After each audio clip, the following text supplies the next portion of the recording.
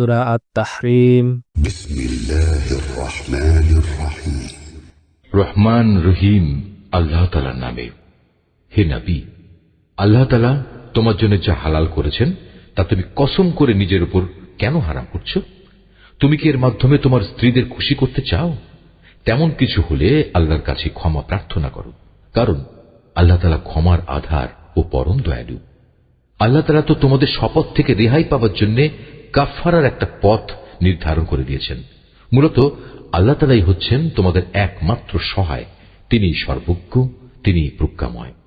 যখন আল্লাহ নবী তার স্ত্রীদের একজনকে একান্ত চুপিসারে কিছু একটা কথা বলল এবং সে তা অন্যের কাছে প্রকাশ করে দিল, আল্লাহ তাআলা তার এই বিষয়টা নবীকে ওহীর মাধ্যমে জানিয়ে দিলেন। তখন রাসূল কিছু কথা গোপনীয়তা প্রকাশকারী স্ত্রীকে জানিয়ে দিল, আবার কিছু কথা এড়িয়েও গেল। সুতরাং নবী যখন তার সে স্ত্রীর কাছ থেকে সমগ্র বিষয়টা জানতে চাইল, তখন সে বলল, আপনাকে এই খবরটা কে জানালো? নবী বলল, আমাকে জানিয়েছেন সেই মহান আল্লাহ তাআলা, যিনি সর্বজ্ঞ ও সম্যক জ্ঞাত। যে দুজন স্ত্রী এর সাথে জড়িত, নবী তাদের উভয়কে ডেকে বলল, তোমরা দুজন যদি আল্লাহর কাছে তওবা করে নাও, কেননা তোমাদের উভয়ের মন অন্যায় ও বাঁকা পথের দিকে কিছুটা ঝুঁকে পড়েছিল, তাহলে অবশ্যই আল্লাহ তাআলা তোমাদের ক্ষমা করে দেবেন। আর যদি তোমরা উভয়ে তার বিরুদ্ধে একে অপরের পৃষ্ঠপোষকতা করো, তাহলে জেনে রাখো আল্লাহ তাআলাই তার নবীর সহায়। তাছাড়াও তার সাথে রয়েছে জিব্রাইল ফেরেশতা ও নেককার মুসলমানদের দল। এরপরেও আল্লাহ সমগ্র ফেরেশতাকুল তার সাহায্য করতে এগিয়ে আসবে।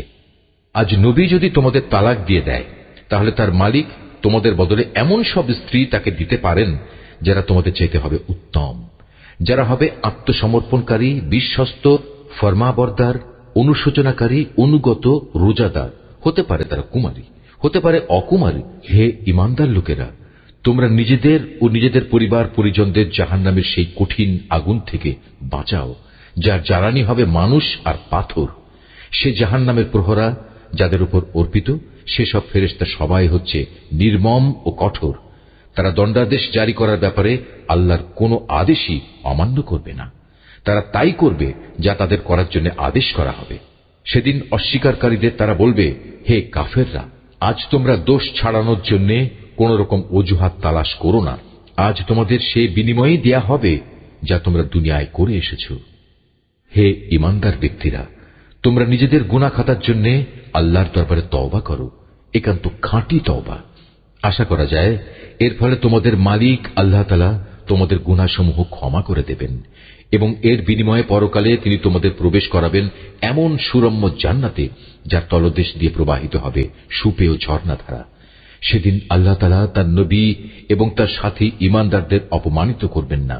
সেদিন তাদের ঈমানের জ্যোতি তাদের সামনে ও তাদের ডান পাশ দিয়ে বিচ্ছুরিত হয়ে এমন ভাবে ধাবমান হবে যে সর্বদিক থেকেই তাদের এ আলো পর্যবেক্ষণ করা যাবে। তারা বলবে, হে আমাদের মালিক, আমাদের জন্য আমাদের ঈমানের জ্যোতিকে জান্নাতের জ্যোতি দিয়ে তুমি পূর্ণ করে দাও, তুমি আমাদের ক্ষমা করে দাও। অবশ্যই তুমি সব কিছুর উপর একক ক্ষমতাবান। হে নবী, তুমি কাফের ও মুনাফিকদের বিরুদ্ধে জিহাদ ঘোষণা করো এবং তাদের ব্যাপারে কঠোরতা অবলম্বন করো, কেননা তাদের ঠিকানা হচ্ছে জাহান্নাম, আর তা হচ্ছে এক নিকৃষ্ট নিবাস। আল্লাহ তাআলা কাফেরদের জন্য নূহ ও লূতের স্ত্রীদের উদাহরণ পেশ করছেন। তারা দুজনই ছিল আমার দুজন নেক বান্দার স্ত্রী, কিন্তু তারা উভয়ই সে দুজন বান্দার সাথে বিশ্বাসঘাতকতা করেছে। অতএব আল্লাহর আযাব থেকে তারা কোনো ক্রমেই এদের বাঁচাতে পারল না, বরং তাদের ব্যাপারে আল্লাহর হুকুম ঘোষিত হল, তোমরা আজ প্রবেশ করো জাহান্নামের আগুনে।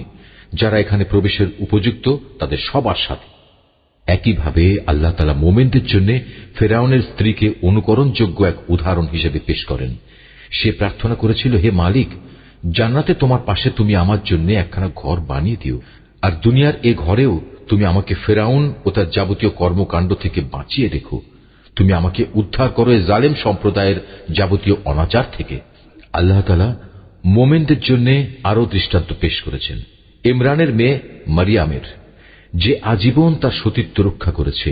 অতঃপর একদিন আমি আমার সৃষ্ট রূহগুলো থেকে একটি রূহ তাতে ফুঁকে দিলাম। সে তার মালিকের কথা ও তার প্রেরিত কিতাবসমূহের উপর পুরোপুরি বিশ্বাস স্থাপন করেছে। সত্যি সে ছিল আমার একান্ত অনুগত বান্দাদেরই একজন।